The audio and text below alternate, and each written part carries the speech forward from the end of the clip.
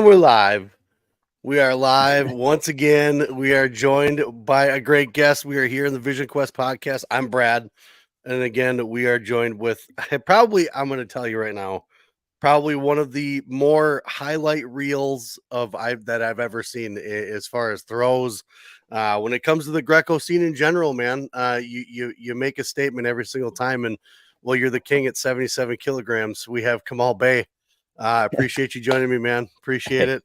Hey, thank you, Brad. It's good to be here. It's cool to be on the Vision Quest podcast. This is my first time being on the podcast too. So, Really? This No is something for kidding. me. Yeah, this is something. All right, man. All right. So we have a first timer. So hopefully we can get you back in we get you kind of going, and we'll have you come back on and keep following you. Now I've been watching you for a long time, dude. I mean, again, I mentioned the highlights that come on almost every time you're at a competition.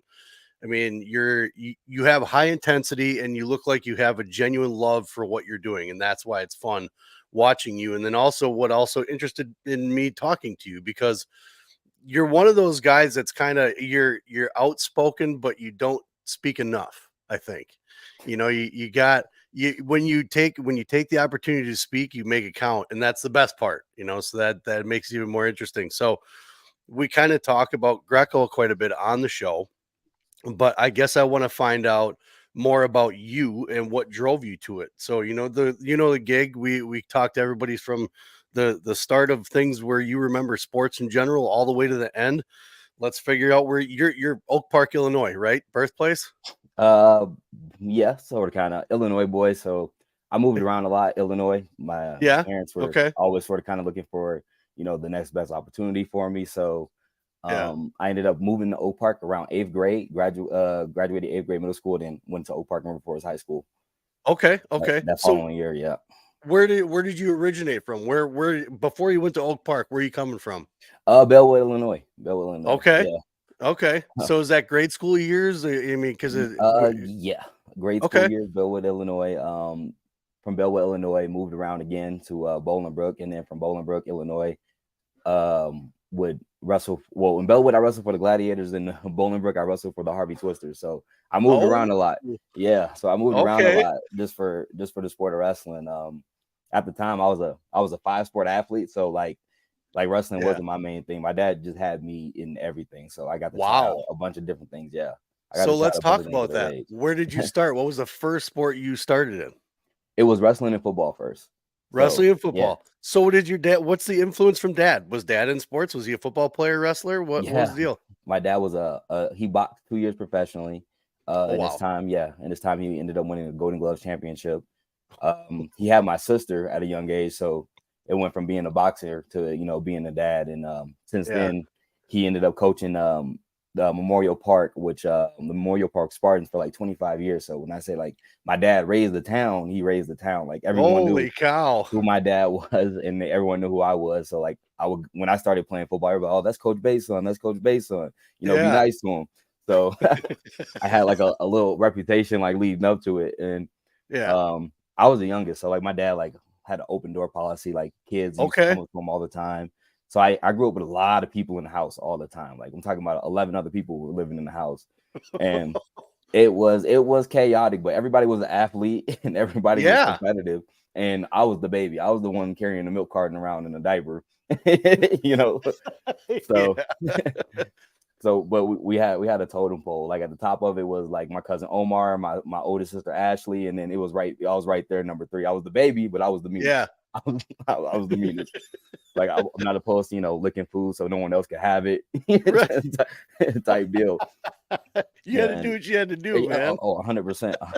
You have to set the tone, otherwise people just walk all over you. That's right, yeah. But yeah, so a lot of people in the house at an early age, so it was never boring. And my dad was super duper competitive, and at an early age, I was already super athletic. Every time my dad would find me, I was on the ceiling somewhere. One of his favorite stories he tells people is we had a park district, and they have like the little bitty ball games and stuff, and they took me out and like they set me out on the bench, and my dad's like asking around like, "Where's Kamal at? Where's Kamal at?" Yeah. And then I say, "Here I am," and I'm like at the top of the ceiling. I climbed up the walls. I'm on the ceiling, and my dad starts panicking. He's like, "Oh my gosh, like just come down, please, just come down. Your mother's gonna kill me."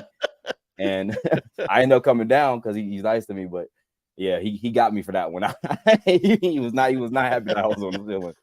So So what was the age that you started at? Was it 4 or 5 years old in sports? I mean, obviously 3 you years were the old. youngest, so they've 3 been years through it, old. and plus your dad had been through high level sports already. Yeah. You must have been in there. I would say probably birth then, probably, right? I mean, 3 years old, I was a strong one. Nice, Yeah, so nice. wrestling when I was 3 years old, football 3 to 4 years old when I started Yeah. football, Wow. and there was just so many opportunities because we live right next to the park district that I was able to participate in other sports, like baseball, Okay. Yeah. basketball, and stuff like that. Yeah, even Yeah. tennis for a little bit. So Nice.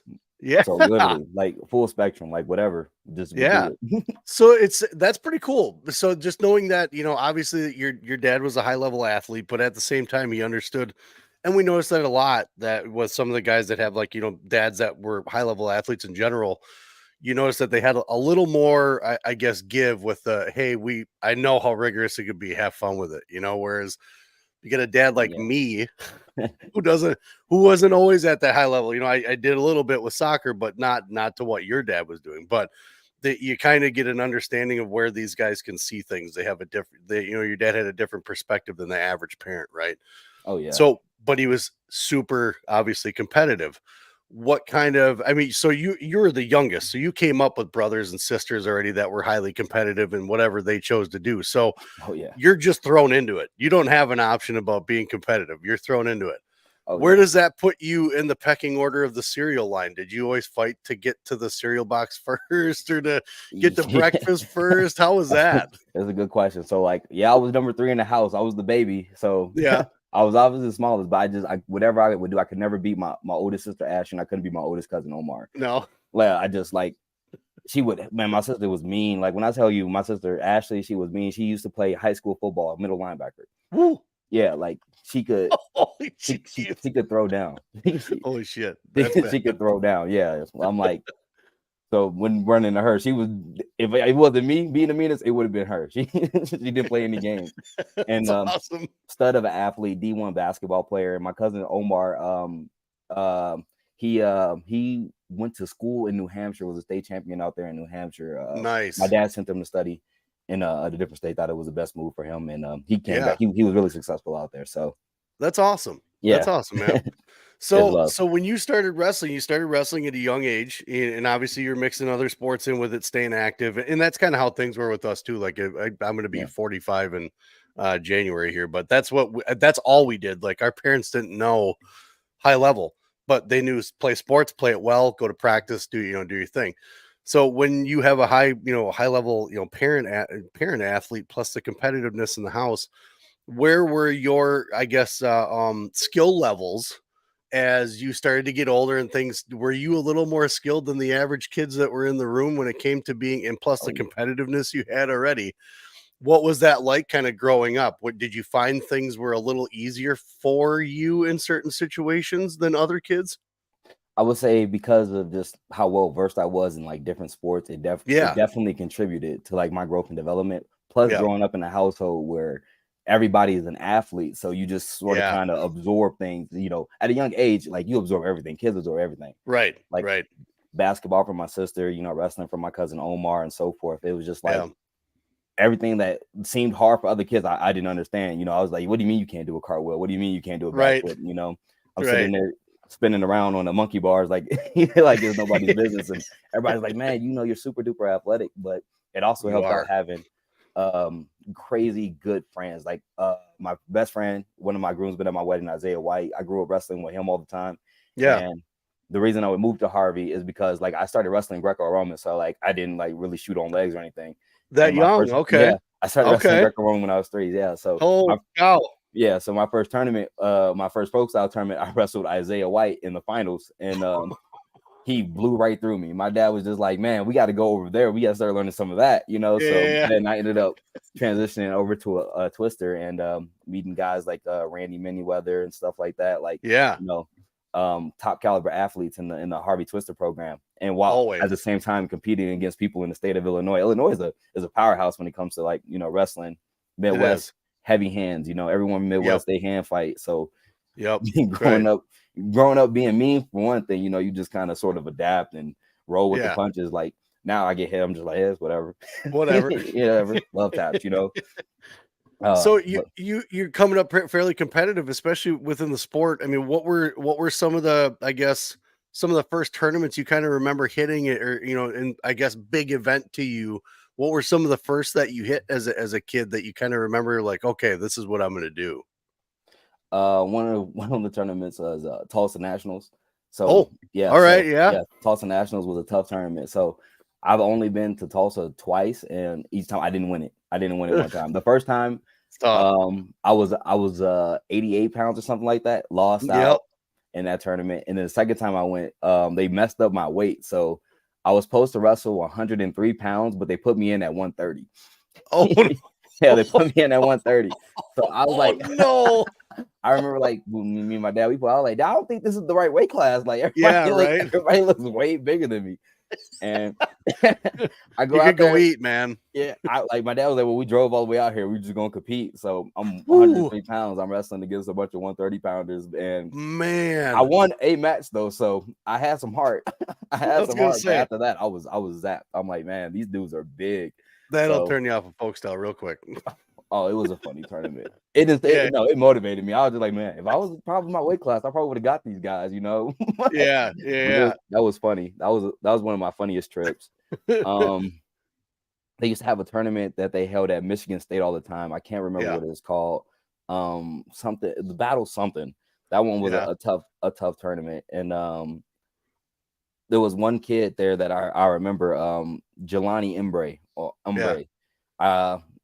Dude's a beast, man. He's super swole. Like he used to always wanted to wrestle me, but like it was like he would just lose out in the semifinals. And I remember as a kid, I'm like, whew, man, that dude looked tough. And it was one of those tournaments that was always on my birthday. So like Illinois, we do like, birthday hits. So like everybody on the team would like beat me up after the tournament. They're like, where's Kamal? I'm hiding in my hotel room. I'm like, I'm not coming outside. And they're like, I'm not coming out there. We're not gonna get you. I'm like, all right. Looking out my window. Okay. Guys, I believe you. Yeah, exactly. Like, kids are funny, man. Yeah. They are funny. Yeah, they are. They're tricky. We'll say they're tricky. Oh yeah, mischievous. Yeah, for sure. To say the least. But they grew up like always, being able to laugh at situations and stuff. That's one thing like wrestling teaches you, because there's moments where it sucks. I remember going on long road trips. All my friends are in the back, because my dad used to have like this luxury like travel van. So like all my friends. Your dad was that guy. Your dad was the guy. We pulled up correct. We pulled up correct in the tournament. That's awesome. We're like sitting in the back, and we're going to Virginia Beach for the Virginia Duels. We're going there. Yeah. And my friend Isaiah's dad, Coach Walt, he used to like get fried chicken. He'd just have like a bucket of fried chicken. Everybody's in the back cutting weight, and he's like, "You guys start drooling, you'll be on weight." And we just sitting there, smell in there. That's awesome. Everybody's lips chapped, ashy. We like, man, that smells. That's the best. Yeah. Well, that's like you said, that kind of that builds that camaraderie, and that builds, I guess, the spirit of just, this is my thing, this is my sport, and a lot of kids have that now, especially that not many people have. And again, you being able to come up in such an environment, especially with Harvey Twisters, I mean, that's obviously a proven program, and everybody, if you haven't heard of them, you should have by now. But knowing that you're kind of growing up in a heavy hitting room, but you're also a competitive kid who's like, I can't even, watching you now, I can't even imagine what it was like watching you as a kid. I mean, because obviously we get bigger, right? You become an adult, things you're not as like when you're a kid, you're flying everywhere, right? Like you're rubbery, number one. Number two, you're so much energy that you're ready to go. I can only imagine what it was like watching you wrestling folk style back in the day as a kid. So knowing that you said you got into Greco early, where did that put folk style in, like going to school, Harvey Twisters? I mean, I'm not really too, like I don't like stalk Harvey Twisters, but did they have a Greco program? So they have some Harvey Twisters who were known for throwing. So okay. Coach Phil, who was who always, like, he was one of those coaches that when other people told me to stop throwing, he's like, man, don't you ever stop throwing. Like, that's you, that's who you are. Like, you can add stuff to it, but like never take anything away. And then there's TC Dantzler, Thomas Curtis Dantzler. Okay. At the time, I was one of the Harvey. I was one of the Harvey Twisters who was known for throwing. So I would go like, they'll be like, don't lock up with him, don't go upper body with him. He's gonna try to throw you. So one of the ways I had to refine my folk style pretty much is when I got into high school. Yeah, I was coached by Mike Powell, Jeremy Powell, Coach Collins, Octavius Bellamy, and so forth. So like it was probably my freshman year. That's when I started like really understanding and learning the basics. High school wrestling in Illinois it's intense. You got good schools. You got like Martini Catholic. You got Marist High School. So like it's deep. Like in Carl Sandburg, which was our nemesis. Essentially, Nelmy Montini, our nemesis. I remember some days we'll be at practice and Coach Powell would be like, "We're gonna do a 6-minute go," but I called Montini and they said they were going 7 minutes, so we're going 8 minutes. Oh no! Yeah, and I'm just like, man, he needs to stay off his phone. He needs to stay off his phone. Why he keeps calling them? Yeah, stop doing that. Yeah, but that Oak Park room, that my freshman year is really where I got to like kind of hone and like sharpen like my folk style side of things, and mix in my Greco stuff in there too. It was a great room, man. We had, I think almost everybody in that room was ranked in the country. Across all our weights. Yeah. That's like awesome. high in the country, like, top 15 people in the country. And Coach Walt used to say, if you look around the room and you can't find no butter, it's because you are the butter. Yeah. Ooh. Yeah. I remember my first practice there. My freshman year, I wrestled Devontae Mahomes, who ended up going to school at Michigan. That previous year, he just took third at state in Illinois. And I remember like my first day, like I like had to walk out the room. He had me crying because like I've never got beaten the way he beat me that first day in practice. I was like, it's supposed to be a hard drill. It felt like I was wrestling live. I go back and I tell my dad, and my dad's like, well, that's the room you need to be in right there. Yeah. So he's right.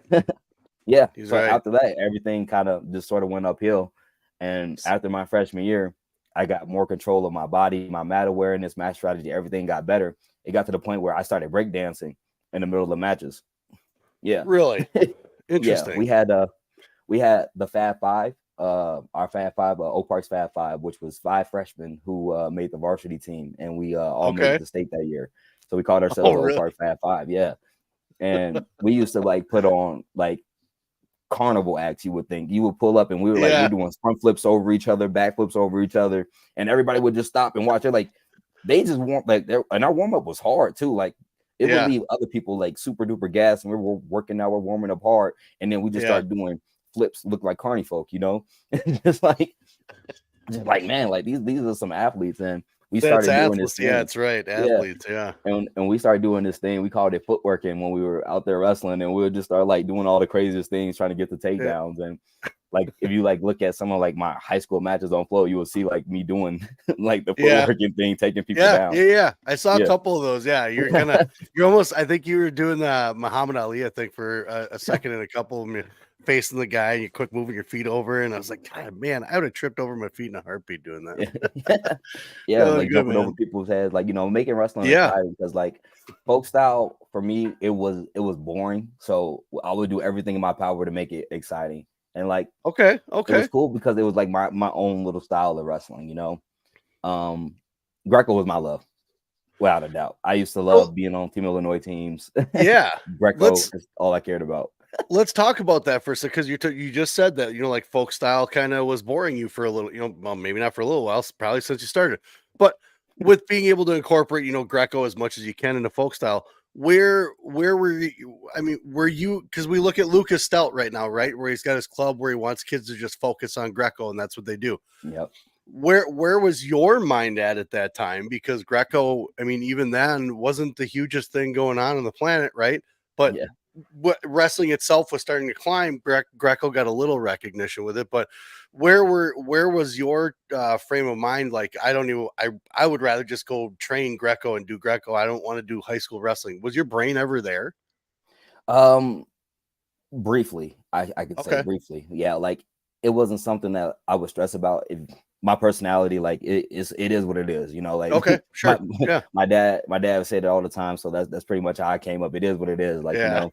So with the Greco side of things, like I won state my sophomore year, so Oh, really? like in my mind, it was like, what's the next big thing, you know? Like I've never Yeah. been the type of person to like focus on something I've already done. I'm always like, you know, well, what's bigger than this, you know? What's Right. next? And luckily for me, it didn't take long at all. So that next year, my junior year, um, Matt Linland from the Olympic Training Center Yep. comes and asks me like, "Hey, do you want to come wrestle Greco?"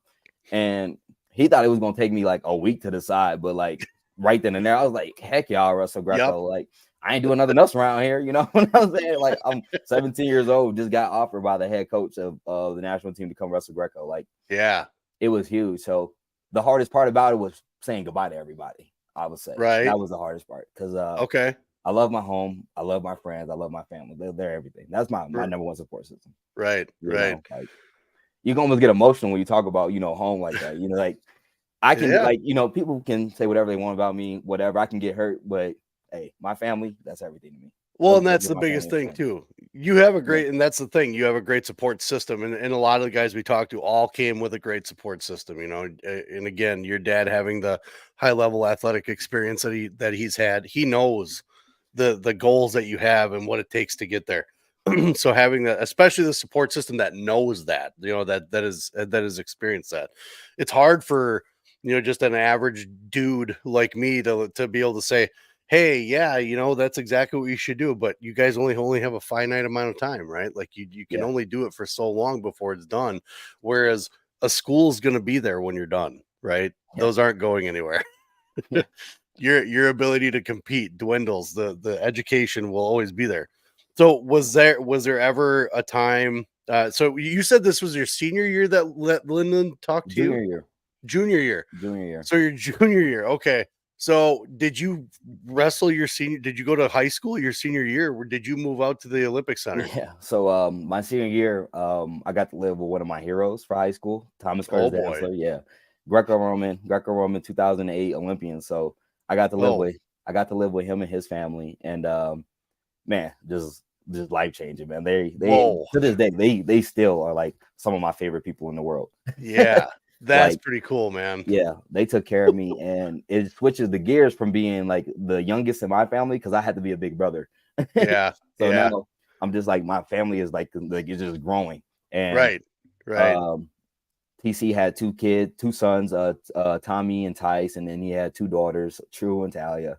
Yeah. They're my everything, man. They're my everything. As long as That's cool. they're good, we're good. Everything's good out here in Colorado, you know. So Yeah, yeah. Well, and I think again, that's just kind of just the things that we talk about a lot on the show is you know the support system, your goals, your visions, the things that you want to accomplish. But you know the relationships that are built along the way too are pretty big. You know, and like you keep finding more and more as you go along as you discover things about yourself and figuring out what you want to do. And before you left high school, though, the one thing I wanted to ask about was what Fargo. Where did obviously you made it, I mean, in Greco. So how did that go for how was Fargo for you? yeah, and that actually is one of the reasons I got scouted by Matt Linland too, was Yeah, because of yeah, Fargo. right. Yeah. So after state, obviously the next big thing for high school wrestling is Fargo. Yeah, And for me, like I never cut weight really in high school like that. okay. So after Yeah, you know grade school, it was like, hey, whatever you weigh, that's what you're gonna go do. You're gonna go wrestle. And yeah. Fargo, I would wrestle good guys, man. I would wrestle Bo Brasky. I would wrestle Oh, Mark yeah. Hall. Yeah, and like me and Bo used to have some scraps in there, and then me and Mark too. Mark is Yeah, really good at wrestling still to this day, and it's cool seeing him. And like we're still good friends, group chat and everything. yeah, Uh, yeah. but yeah, so Fargo, Greco-Roman was the most important thing for me. So after I won Greco, they were trying to convince me to stay and wrestle freestyle, but I was like, nah, I'm out of here, dude. Like I got my national title finally. Because my Yeah. first time going, like I didn't win. Like I'm like, dang, this sucks. Oh, yeah, Yeah, shit. I mean, getting the hey, win. it's one of those tournaments, man. So Yeah, that was kinda why I asked because, I mean, that's a daunting task to just, you know, "Oh, shit, this is tough." Yeah. And then so now what about the year after? Yeah, hope to like a whole lot of stop signs. Well, a whole lot of yield signs we called them. We didn't call them stop signs. They were smaller Yeah. than the stop signs. So I got a bunch of second places, and then my junior year I finally won it. I was like, okay, I'm good now. I got my Fargo title. What's Yeah. next? Yeah, Then next. Matt Lindland comes into the picture, and he picks me up to come wrestle Greco, That's and awesome. that's a whole experience itself. So, I don't know, like growing up with like TC, living with TC, it was like almost being like an anime character. I felt like Goku, like like he would have me just doing random stuff in the neighborhood, landscaping. He was like, "Hey, this guy said he'll pay you if you go over here and move all these rocks." So like one summer, me and Tommy were just doing landscaping, and like we got like big, we got like strong because we were like just wheelbarrowing rocks. You everywhere. guys are Dan Gable in it, yeah. We're just getting strong, and then he's just going over body lock position with us, and then that's awesome. Yeah, and then we have junior trials. Oh, go ahead. Well, when you got asked by Lindland, like because you said you had to say goodbye to everybody. You're taking a whole new venture, the whole new course. What was the landing spot for you when you got out there? Because you're young, right? You're a kid, and the experience that you're about to have, you don't even know about, right? So that we always talk about, especially the kids that are going to college, they're making a 4 or 5 year decision that they have no clue what's going to come about it, what's going to happen. You know what your goals are, right? But so when you get out there, Matt, brings you out there, and you're training with TC, right? When you got out there, right? Yeah. Was that because of the situation? You're still young. Were you living at the facility, or were you living with TC as well? I was living with TC, so you were there full time. Okay. Yeah, it was all right. Gotcha. It was my first year, so he wanted me to graduate high school, make friends, and that's exactly what I did. I graduated high school. I made a ton of friends, and then from there, the real training started. So now we're at the Olympic Training Center. Yep. My first 2 weeks there, I remember just getting beat up. Like, man, like I'm like, you got some of your partners. So, man, I had everybody, man. I had Patrick Martinez, I had Rayvon Perkins, Jesse Filkey. Yeah, like there were some names in there. And then Cheney Height and TC would wrestle with me too around that time. And then Andy was around then. Robbie Smith was around there. Like, I didn't wrestle with Robbie. I I didn't wrestle with Robbie whatsoever, but he's just somebody you get to see. Yeah, and, right. Visual learning, I should say. Visual learning. Yeah. But I had those guys, and like those are like my brothers, man. Like growing up with them, being able to grow as a wrestler with them was huge. And those first 2 weeks were rough. They were rough. And I don't know, like for me, like I had to kind of sort of change like my outlook on it. I'm just like, man, enough's enough. That's enough. Like I'm tired of getting beat up so much, So I would they would just do stuff to me, and like instead of always like trying to fight it, I would just go with it and see what they were doing. And then that's how and then I developed like a bunch of counter offense, like counter defense and stuff like that. So that's like when my turn of wrestling started happening, and like I started putting pieces together. Like once you know what people are doing to you, then you can do it, and you can learn how to avoid it. So I started progressing at like leaps and bounds, and having those guys in the room, it was a game changer. It was a game changer. I can only imagine. Yeah. And then I'm 18 years old, and then I got my brother and another one of my groomsmen, Giangelo Hancock, with me. And we're two babyface killers on the international scene. Like we're going places, and we're wrecking havoc. D'Angelo's no joke, man. Oh yeah, Tracy don't play. Tracy don't play, man. Yeah. But it was just good to have someone around my age who he was going through the same thing I was. People don't know. Like Greco Roman it's tough. Like take away the leg portions of everything you know how to do in wrestling. Like not majority of people would be stuck. They would be stuck. So that's kind of an interesting fact. I meant to ask, any folk style titles for you in high school? State champ. Okay. State champ, once, twice? One time state champ, Illinois. One time. Hey, whatever, Illinois. That's pretty damn respective. Because as short-lived as it was for you as far as folk style goes, I mean, it's not like you weren't dedicated to it, but it just kind of seemed like because your brain was always on what's the next best thing kind of thing. Yeah. Folk style nationals too. I won that too. I always forget about folk style nationals. Okay. Yeah. So you talking preseason nationals down in Iowa, right? Yeah. Yeah. Okay. Awesome. Nice, man. And what weight classes? 160. What? Yeah. Ooh, So okay. I came into high school wrestling at a man's weight. They told me to Did you? wrestle 145. And all right, funny story. So Yeah. they told me Coach Collins is there. He's helping me lose weight. They told me that I'm gonna register at 145 for the year. So I'm on the treadmill and I'm running, and like I hated cutting weight. I was the worst at it. So I'm on the treadmill and I'm running. He pokes his head out for like 10 seconds, comes back, Yeah. I'm gone. He comes down, he's looking for me all over the school. And Oak Park Number 4 is a huge school. It got 4 Yeah. floors, 4,000 kids went to this school. And he finds me in the cafeteria. I'm drinking a milk and eating a muffin. I said, I'm not going 145. I broke so bad. I was like, I'm not going 145. Oh my God, that's awesome. So yeah, I can't do it, coach. I grew into 154. I was just like, yeah, this is my weight. And so I made the That's varsity team at 154. that's awesome. You know, Liam came into his freshman year at 165. And I mean, there was no joke, but we were the same way because I came up in the as far as the not cutting weight because I Yeah. came up in the throwing up and the spitting and the rubber suit era, and you Yeah. duct tape the ends of the rubber suit so that way the moisture doesn't get out and the heat doesn't escape. Yeah. So we right away decided that, same thing. We're not going to do it. We always wrestled him up a weight class. Once in a while, we do the pounder too if he was right on the edge, but it was always the next one up. And then Yeah. we got him into high school, especially at Super 32. And that's just a friend of mine calls it a professional weight cutters tournament. And Liam was wrestling 165 with her. All those guys are cutting from like 175, 180. They're Yeah. huge. Yeah. So it's a respectable thing, knowing, especially that, like you said, it's just not worth it. I'd rather be healthy and be able to eat. Healthy and fat. It made my high school experience all the different because my friends who Yeah. were cutting weight, they weren't eating a Chipotle burrito, like I was. They were like, "How are you gonna eat?" Like my coach Powell used to get so upset with me because he would like see what I was eating before I went out. Yeah, right. And he's like, "You're not gonna eat that whole burrito before you go out there." I was like, "Watch me." I am. Like, "Oh, watch me."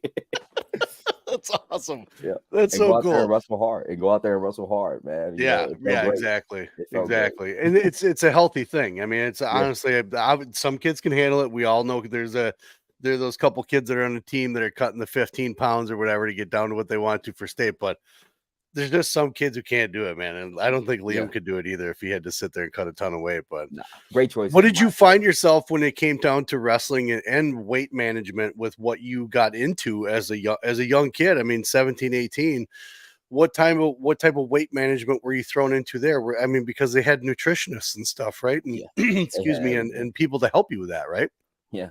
Right about the time I started my international career, I was attempting to play football at the high school, but they wouldn't let me play. The state association said because I was going there to train at the Olympic Training Center that I could not participate in any high school activities that I participated in Illinois. So wow, so now I'm pretty much like it sucked, but at the same time I'm saving my mileage essentially. So like I couldn't like play football, I couldn't wrestle on the team, but I could still give advice to the wrestlers and stuff, like help them out that way, be a manager. Well, you're a registered weapon now, so you can't. And be like a mentor. So like I helped out in that aspect of it, but they wouldn't let me do anything. So around that time, Lynn is telling me that I got to be 74 kilos, and I only know pounds. And I was like, sure. 74 kilos, no problem. And he's like, how much you weighing right now? I was like, about 193 pounds. And then the phone just goes dark because like I'm big because I'm getting ready for football. I played everywhere, so I played safety, outside linebacker, slot receiver, and running back. So I was getting ready for football because you want to be big so you can lay the hammer, so drop like 30 pounds, right? I remember what that. Yeah, so so he's like, you say you weigh how much? I'm like 193, 194. What's up? 74 kilos. That's great. He's like, yeah. So 74 kilos is like 163 pounds. Now the phone goes dark on my end. Oh my god! I'm just like, you're freaking kidding me. Like he was like, you can do that, right? And I was like, okay, yeah, I can do that. I can do that because they brought me in because Andy Bezic was done wrestling after the 2016 game. So that's right. Yeah, he was done wrestling. So they were bringing me in to be a 74. And in high school, that year I wrestled what was it, 165 for my team, so they didn't think it'd be a problem. But I always get super huge for football, Yeah, so right. now we're in the part where I'm like losing weight, and like I'm losing weight with my good friend Jordan Martinez, who was one of the people that I met out in Colorado. So we're in the sauna and like we're getting ready for like making the junior team, the junior world team. So we're in the sauna. We both like just fall out the sauna like, whoo. I was like, Jordan, man, I'm losing a lot of weight. And he's like, yeah, me too. Yeah, me too. me too. And like we're at TC's house. We spend the night at TC's house because we're about to fly out to Vegas the next morning. And like we keep walking back and forth to the refrigerator because we're eating grapes. we're eating grapes.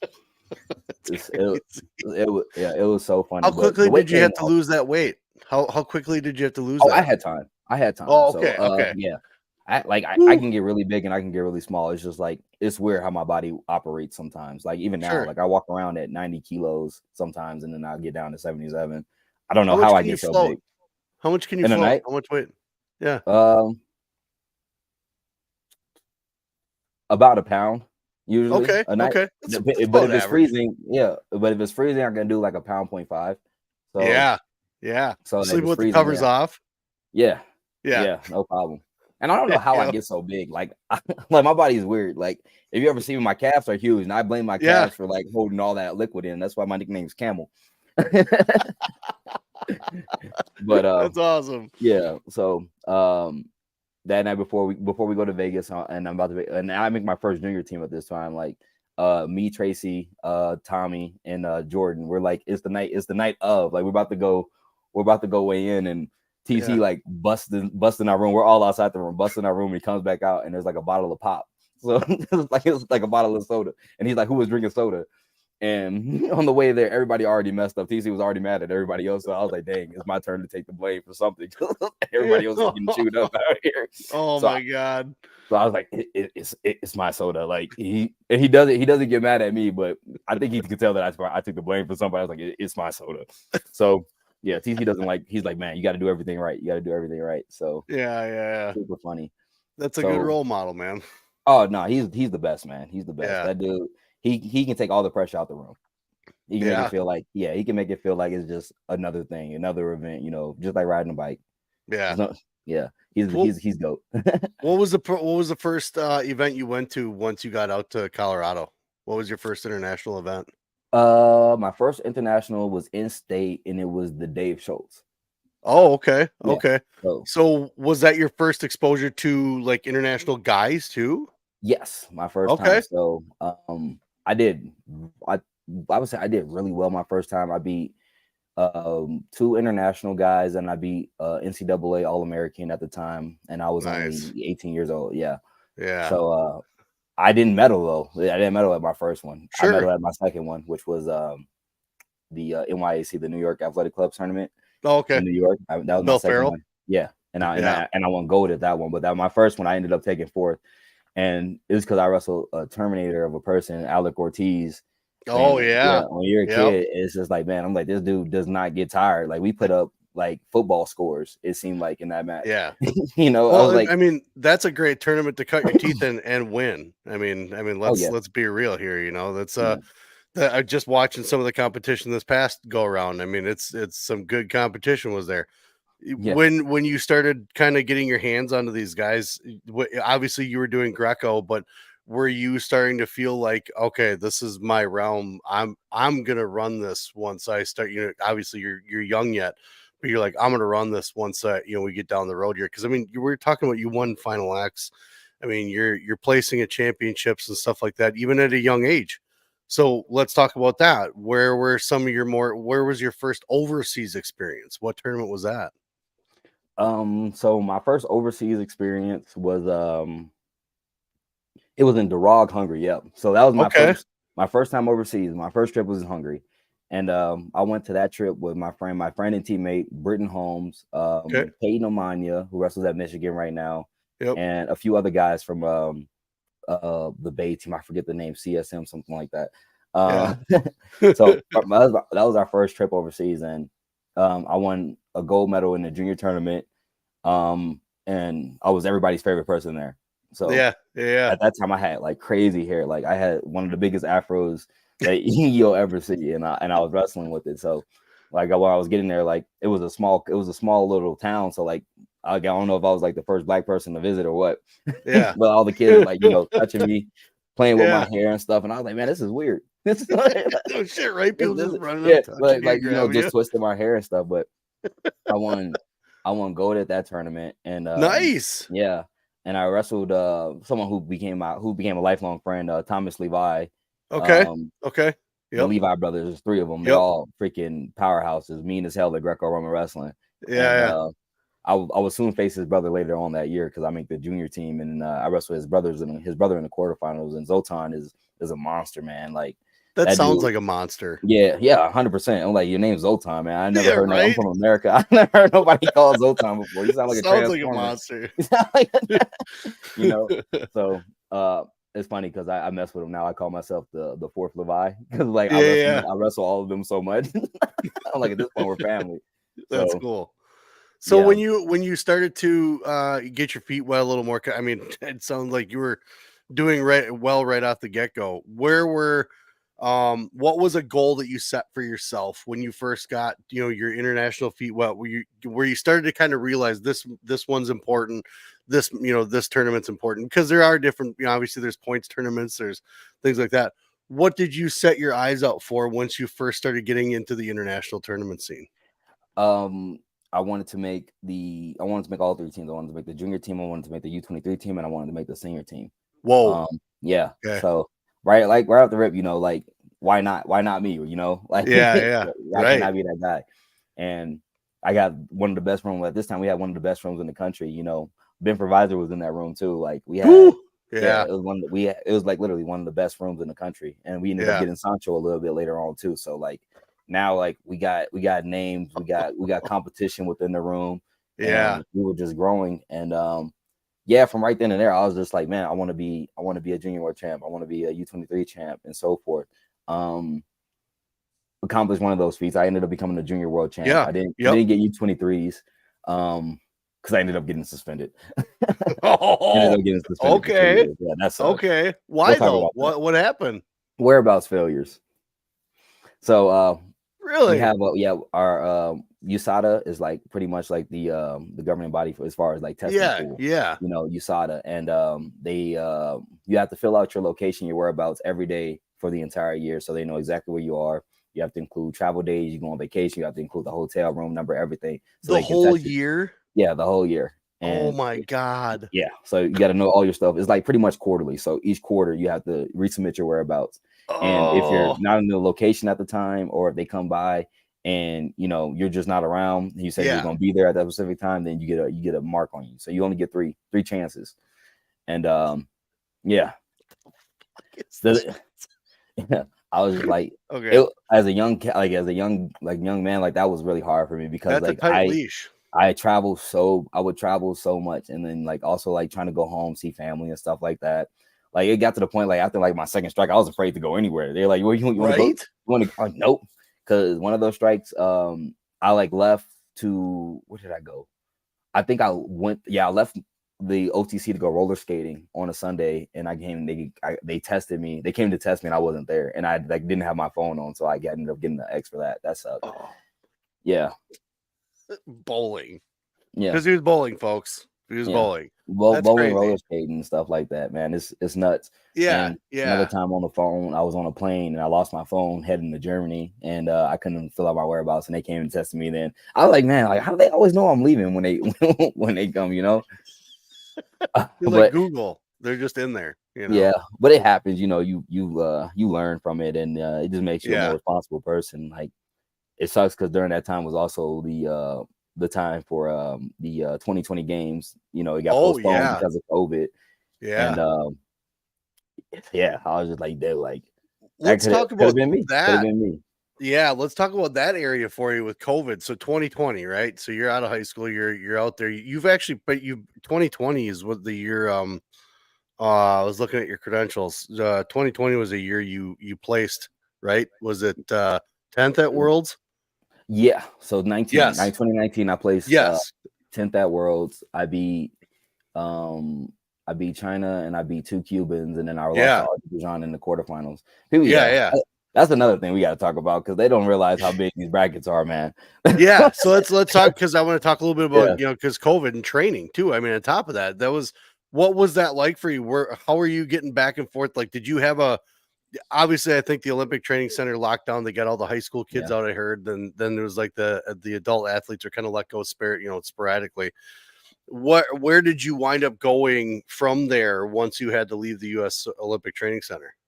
So the worst part about being suspended by USADA is that you can't wrestle. So At all? I can't wrestle anybody who is a US national team member or competing. So Okay. so I was like literally off of that. So But you can get to RTCs or guys that are, nope. other none? No, can't touch nobody. Oh So no. you're sanctioned. You can't wrestle on the mat, nothing. Yeah. So at this time in my life, I'm trying to figure out, well, how the heck do you win in a situation like this? Because this is terrible. I'm like, it's a whereabouts failure, but like out of all my tests I had with USADA, never popped high for anything. So yeah, right. I'm like, man, the punishment didn't meet the crime in my opinion. And yeah.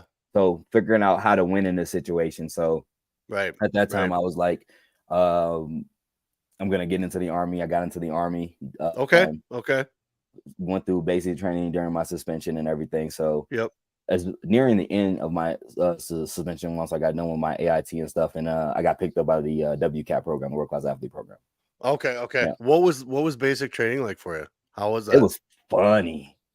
It was funny. It was hilarious, man. Like, we were sitting there getting smoked, and I'm like, for people who don't know what getting smoked is, it's when you're getting punished by your drill sergeant, making you do push-ups, jumping jacks, a bunch of different exercises because you thought it was okay to smile or something. Yeah, like, right. They always say put them teeth on safe private. It's just maybe yes, drill sergeant.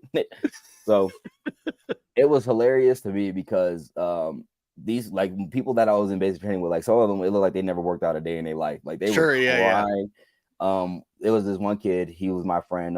His name was what was his name? Oh my gosh. I want to say like DePaul or something like that. He's an Indian kid, DePaul from DePaul or something like that. Like we had a nickname for him. And one time, like we were getting smoked so bad, he reverted back to his native language, and I was like, "You're killing him." I was just like, "You're killing him, drill sergeant. You're making him go back." I'm like, he reverted, like he stopped speaking English immediately. I was just like, "Oh my god!" Like I started dying laughing. I thought it was so funny. And in the middle of like we're getting smoked, we're doing like the V up, and people are like sitting there crying, and I'm laughing because this is just hilarious to me. Like we grew up doing this when we were 3 years old. That's awesome. That's awesome. It was great. It was great. So you got through that fairly easily. You got accepted by the WCAP, and so from there, what happens? Are you on like any type of a probationary type thing once they release you from like being able to compete, things like that? Do they put you on tighter restrictions at all? No, not really. It just goes right back to normal. You get your 3 strikes. Yeah, you get your 3 strikes. But this time, I'm so on top of it. Like, like if I'm going somewhere, travel day, you don't know where you're gonna be immediately. Make it 2 travel days. Right? When we get to our location, because that was a terrible time.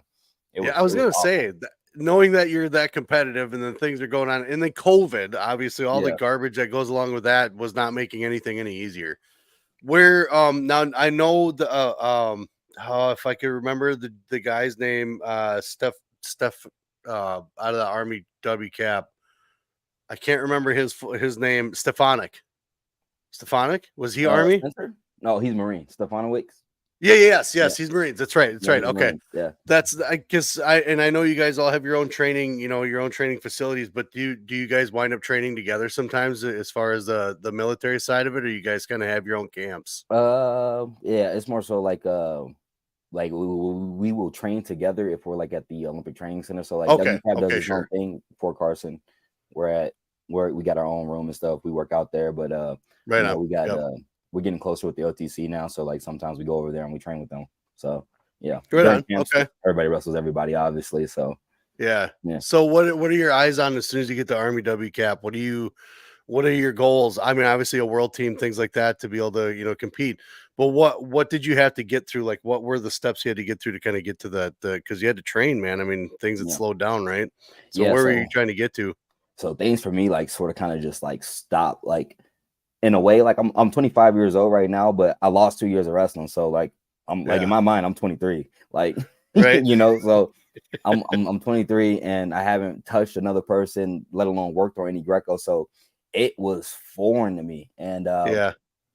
I say it's like it's a good and bad because like it's fun to learn, right? So Right. Yeah. there I am in the program and like I'm relearning all the things that I missed before. And Yep. it's just like wow, like that could have been the difference maker when I was like actually competing, from that time, Oh, yeah. So in the WCAP program, they got great wrestlers, they got Jamil Byers, Sean Lewis, Spencer Yeah. Mango, Hodge, Bruce Robinson. Like they got good coaches, like good Yeah. coaches, and they're teaching me things. Like one of the things that I struggled with early on was learning how to pummel.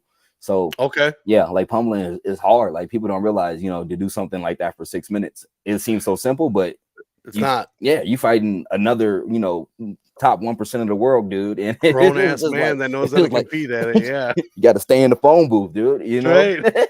Let those look. The second that arm breaks, man, underhook, meat hooks are coming. That's what they say. The meat hooks are coming. Yeah. And now you giving up ones, you giving up twos, but Yeah. uh, being able to pick their brain and then being able to wrestle high caliber athletes. Yeah. Right.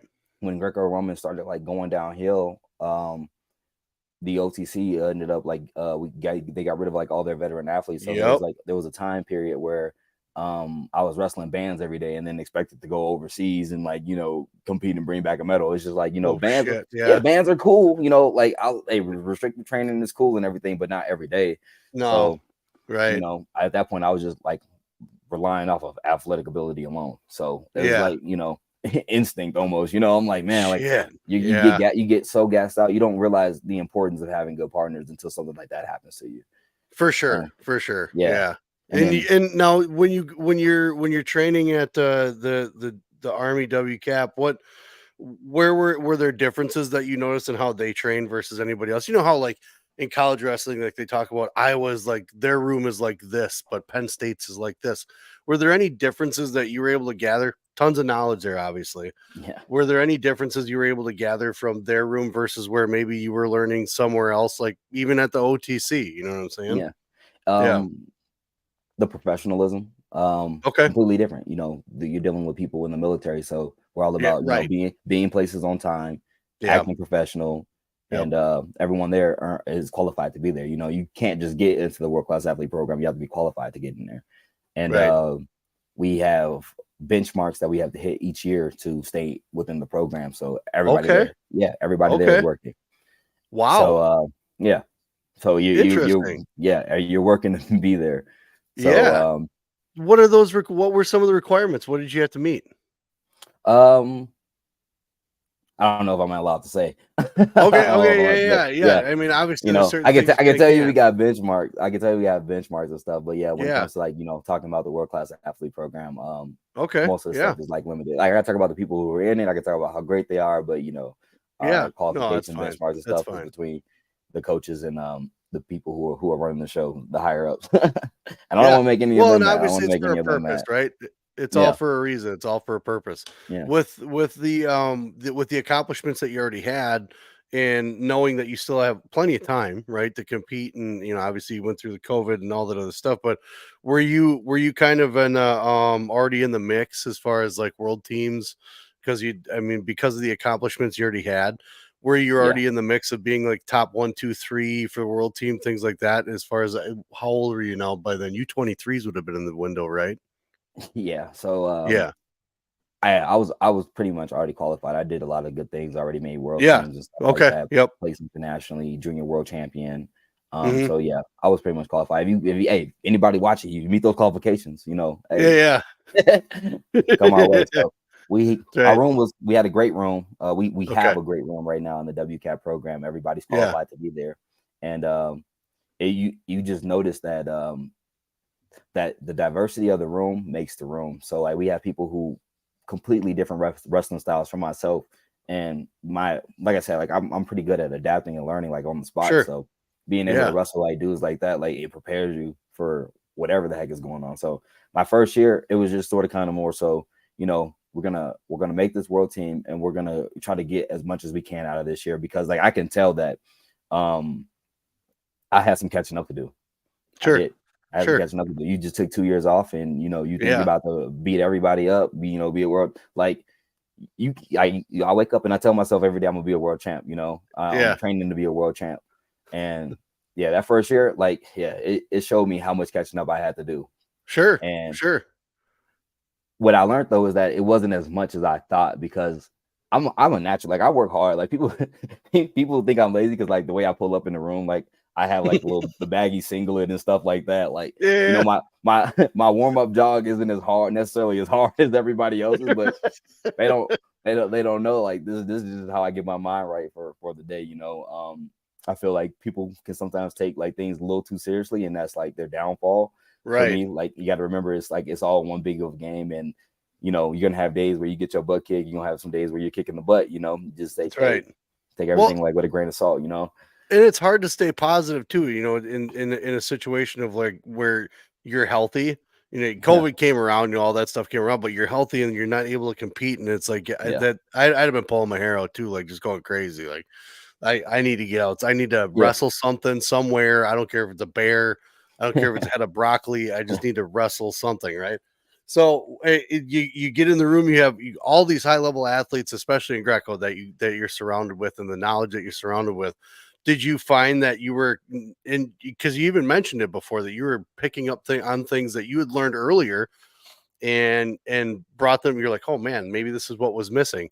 What was one of those things that you were working on? I think you're talking about pummeling and things like yeah, that, but what were the one of the other, like some of the simpler things that you picked up on that were like bam, changed the game? yeah. So pummeling is like if you know Greco Roman is Yep. huge. It's, some would say the biggest part of like feet wrestling and Greco Roman wrestling. So Yep. the pummeling aspect of it, wet wrestling versus dry wrestling, which Yep. I tell the new guys about because like it was one of the things that TC used to always talk about with me, and I'm like, I really don't get the wet wrestling, dry wrestling thing. I'm just gonna go out here and wrestle. But Yeah. as you get older, you start understanding a little bit more like things you do when you're wet versus when you're dry. Yep. Yep. Um, wet being sweat. Yeah. Yeah. Right. They're like, what's this dude talking about? Yo, dump of water on 'em? Yeah, yeah. Which is funny. TC used to like make us wrestle. Like the sprinklers would come on at the football field at the high school in Colorado, and he'll make us pummel in No it. kidding. He'll make us. It would be so cold, and I was like, "This dude is crazy." Yeah, this dude is crazy. That's like Navy SEAL training for Greco-Roman wrestling. That's what Oh that yeah, is. oh yeah. But they didn't. He didn't sugar cookie us. He didn't throw sand on us. No, you don't. Yeah, yeah, that's Yeah, right. he didn't throw sand on us. That's awesome. So yeah, like things like that, and just like mat awareness and like knowing where you are in a match, things you do Okay, early yeah, on opposed to like later on in the match and stuff like that. yep, Even out like those are still like things you got to practice every day. The best in the sure, world, they're practicing it every day. I'm telling you right now, I'm practicing it every day. every day, yeah. Every day. It's not like cause man, you be down on points and you can mentally like zone yourself out instead of like, okay, what do I gotta do now? You gotta Yeah. start chipping away. It is what it is. Ones and twos. You gotta start chipping away. So So do you get to, because you've been at the Army WCAP for a while, right? It's 2-3 years, I think, right? Somewhere yeah, around there. 2-3 years. So being that you're out there, the training and the knowledge, do you guys still go out? Like I see that you were out at Illinois for a little bit, right? Training Mm, out there. Do you guys do they? Because I don't understand how the Olympic athlete situation works really. Do they allot you certain times of the year? Well, hey, if you want to go out and go train, maybe you go find a place, head out to California, Arizona, whatever. Do they give you time frames to be able to kind of go on your own and train places? Is that part of yeah. your schedule? Like, how does that Mm, work out for you? Well, we got the best room in the country. So, like, if you want to train with the best, you stay with the Yeah. WCAP program. We have 5 people on the Greco World Team Yep. this year, so that's huge. So Okay. Yeah, for sure. we got like we have the best room. If you want to go train somewhere else, you can take leave. That's one of the things Okay. that the military does is like pretty much vacation days, Okay. and Yep. you can go do what you want with that. Okay. Other than that, like most of our training camps are already planned out by the general manager of the US Gotcha. Greco. Yeah, so Okay. like everything's already planned out. Like, you go to this country, you're gonna train here for this amount of time. And Greco Yeah. trips aren't short. You're over there for like a month and a half. It's Sure. Yeah. till Hell they get yeah. done with you type deal. Sometimes you don't even know where you're going, you just wake up with itinerary. I Like, what? would for a little while I What? wouldn't mind that, but yeah, not every day. I Oh, don't know. it's something. And I'm so honest with myself. So like I'm a natural complainer. I will tell my coaches exactly how I'm feeling before I go out there and do anything. That's good. Hey, Because I need get to, that off your chest. yeah, I need to let them know this is I'm feeling terrible right now, but I'm going out here for you. I'm going out, you know, I'm going out here for everything you've done for me. This is my best effort. So and where did you get you started throwing at Harvey Twisters? Where because dude, you're in so many highlight reels, like a ton of them. It's all it's if it's not every match, it's every other match that you're in. Something happens where they can make a highlight out of it. Where other than of course we love to see a suplex a guy. What's your favorite throw? my next throw, man. My next throw is my favorite throw. Because look, it's either gonna be great or we're gonna have to go back to the drawing board. What were some of the best I guess events that you put a show on it that you think were the most memorable to you? Like which one sticks out in your mind the most as far as, and it doesn't even have to be one that you won. You know, what would some, especially maybe it was a best throw you had at the tournament, but what kind of events stick out in your mind the most recently? I would say in the past 2-3 years that you've been to that were like, yeah, that was an awesome time. My recent silver medal in Hungary, that was a good time for me. Nice. And then all my junior worlds experiences. Like I think junior worlds is like where I really like, you know, got my stamp for like putting on the show. Yeah. Because I'm a creative person, like, and most of the times when most of my moves, like I'll have a dream about it and then I'll go to the rest of the room and I'll try it out. Like, yeah. But like I used to like be my most creative when I was in the room wrestling with Rayvon Perkins all the time. Okay.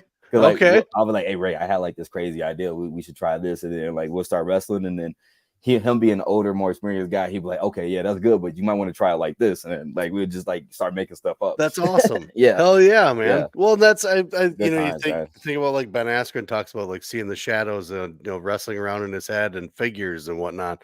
I mean, it goes to show that the guys that get it, that really, and there's a lot of guys that have passion for the sport, but like it just happens. Like it happens either in their head, you envision it. I did the same thing with soccer. I'd watch one guy do it. I saw it in my head. I would go out on the soccer field and try to do it at any angle, from the left, from the right, from anything. Just I kept doing it until I got it right. When you start getting to the into the senior level competitions, do you see yourself as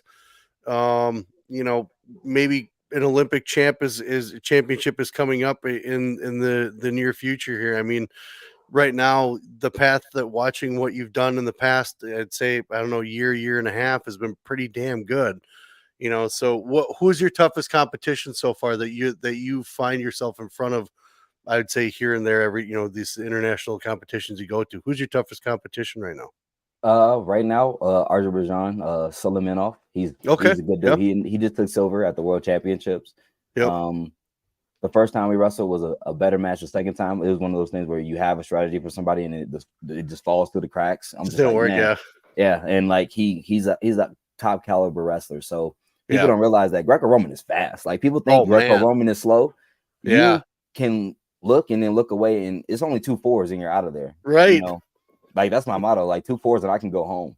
So I'm if I'm trying to get out of there, like I'm looking for how to throw you, but you got to be able to wrestle 6 minutes. So pretty much being able to stand out there for 6 minutes, and then picking and choosing, letting the dude open up, it's a difference maker in Greco-Roman wrestling. When I was younger, I used to just like try to highlight everybody, and Ivan, the suplex guy, he told me, he was like, right now your wrestling style is like a hand grenade, and you you throw it one time, boom, and there it is done. Like you want it to be like a rifle. You want to be able to keep shooting. Sure. Keep shooting. Good point. Keep shooting. So that was one of the ways I pretty much changed and I grew, developed, matured as a Greco-Roman wrestler. But I'll say he's like one of my toughest opponents right now because it's like a style matchup thing. He's sneaky. I like it. I like the way he wrestles. It's fun to play with. We wrestled at camp a lot too, and so. Oh, okay. Yeah, so nice. It was one of those things. Next, Axel Makhmudov, super fun to wrestle. Super fun to wrestle. Yeah, he puts people away, man. He puts people away. You wrestled him a couple times before? Wasn't it 2020? Did you wrestle him? Yeah, we're 1-1 right now. He beat me my last year of juniors, and I beat him the year before my last year. Okay, that's right. Yeah. So He's a super fun dude to wrestle. Yeah. He's sneaky. It's one of those things. It's like, I don't know if you watch like Spider-Man or anything, Yeah. but Yeah. like when Peter Parker like runs into Miles Morales and they're like, Yeah. oh, it's like, dude, you're like me, dude. Like it's one of those things, man. So you like, Right. you're always on your toes and Yeah. always sort of on edge because you never know. Like it feels like no force, and then next thing you know, you're flying. That's right. That's right. So what competitions you got coming up next? I got nationals. After nationals, Croatia is the Yep. Grand Prix, I believe, and then after Croatia, getting ready to qualify this way for the Olympics of the Pan American qualifier. Yeah. Yeah. All right, So man. yeah, Well, we've had you on for a little over an hour here, man. it didn't even And feel like an hour. It didn't even feel no, like an hour. and Yeah, that's the best part because yeah. I just like hearing the stories and the stuff that you guys had to talk about. And honestly, if anybody takes anything away from anything that you guys, the stories that you shared, it's that you have the creative, like, I guess, inspiration on a mat that you show is like it's insane. You're the way that you move, the way that you're able to just have explosive shots, as far as a Greco Roman guy goes, and the way that you throw, and you're pumped every single time. Every time you go out and compete, it's fun to watch you. So with you kind of getting into the groove of the season, we're going to be watching you. We're going to be seeing exactly what's going on. We're going to be sharing everything that we can about you because it's fun watching you. So when you guys get into the Wisconsin area, feel free to reach out because we'll definitely be able to get you over Midwest. here. Yeah, hell yeah, Love to. I would love to. yeah, and we'll get you in the pit here. We can actually do like a live episode right here. So, you got any plugs? You got something you want to plug? You got any sponsors going on? What's going on with that? So now I'm military, man. WCAP, World Class Athlete Program. Thank you guys for the support. Oh, they Thank you restrict guys, you, the huh? viewers. You guys make this possible. Yeah, yeah, And yeah. thank you, and thank you. You're great. I'm glad that you reached out to me and we got this done because like people don't know us. Like really like they're Right. freestyle heroes. Right. Greco's the Well, and that's outlier. right. That's Is the an thing outlier. is you guys are such great athletes. I mean, and like you said, people think that Greco is like so slow. It's not, man. I mean, it's all upper body, and sometimes you don't see the action that's going on by the chest trying to get some Yeah. hand control. Yeah, dude. Yeah, it's nuts. Like I want more people to branch out. I want more people to know me. I want more people to know other Greco-Roman athletes. Give it a try because Yeah. even if you don't want to be a Greco-Roman wrestler, be an all-around wrestler. Like, don't be one of those guys who gets an underhook and looks like they're ticklish. They like Right. like they laugh when they're getting pushed out of bounds. That's right. And if you have a throw in your back pocket, you're never out of a match either. So that's the other thing. Never. We were just at a Folkstelt high school tournament, and I tell you what, some of the kids that were behind, that was what they're going to, is some type of throw to Yeah, get a kid on their back. So yeah. it's all part of it. And Liam trains. He goes out to buy Lucas and trains. But he hasn't gone in about a year, but he goes out. He would go out there to train because it's still important. I mean, that hand fight. If you learn how to hand fight Greco style, you're gonna kill it in folk style, man. Forget Game about changer. it. Game changer. Game changer. Game Game changer, changer. man. Like you can literally So tumble someone in the dirt. yeah, right. you know, Exactly. man. Exactly. So when you guys wind up traveling, do you guys always go as a team? Do you guys travel together like that? Like, or do you guys kind of go individually? So sometimes it can be individual, and then we just link up at the next airport, usually overseas, Frankfurt, Munich, Nice. something like that. Yeah. Nice. It's just easier that way, opposed to trying to get everybody over Yeah. into like one state, unless we have a camp and then everybody just travels from the same state. But Well, yeah. you guys are always usually in the same spot anyways when it comes to training camps and everything like that. So Yeah. but hey, man, nothing but luck to you. I'm going to talk to you for just a second once we get done here, but I'm going to play the music that we do this fancy thing and make it look all pretty. The credits. I'm going to, yeah. But I appreciate you being on. And I know but I don't know how many people I don't pay attention to it because we're all in conversation, but this will be live out to not live, but this will be put out in audio form. It'll be out sometime this week yet. So, but share that. That's going to be on Spotify, Apple Podcasts, you name it. I'm going to give a shout out to my sponsors, 920 Hat Company, Appleton Tattoo. Got my back tattoo from those guys. So much appreciated. Again, we're going to talk for a second, but for everybody else, we are out. Peace.